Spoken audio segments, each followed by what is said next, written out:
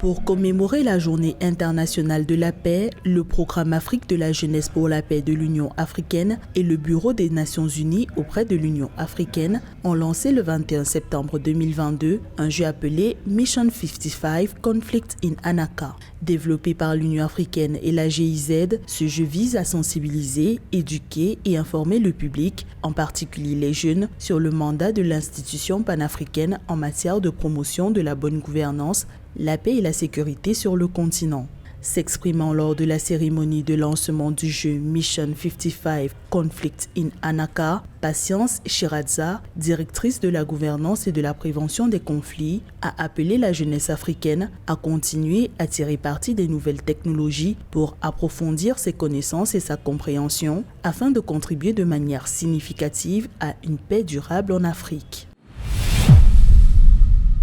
L'Union africaine invite les organisations de la société civile implantées en Afrique australe et de l'Est à soutenir et à promouvoir la mise en œuvre du protocole de libre circulation de l'institution panafricaine et du cadre de politique migratoire pour l'Afrique. Des cadres politiques sont mis en place par l'Union africaine pour aborder, gérer et promouvoir la migration et la mobilité sur le continent. Malheureusement, malgré l'existence de ces cadres de politique migratoire, l'adoption des politiques par les États membres de l'Union africaine et leur vulgarisation au sein de la société civile africaine restent faibles et n'ont pas atteint l'impact souhaité. Alfredo Novunga, l'ambassadeur du Mozambique auprès de l'Union africaine, a souligné que l'implication de la société civile élargirait le champ d'analyse afin de permettre à toutes les couches sociales de faire le point sur la mise en œuvre du protocole.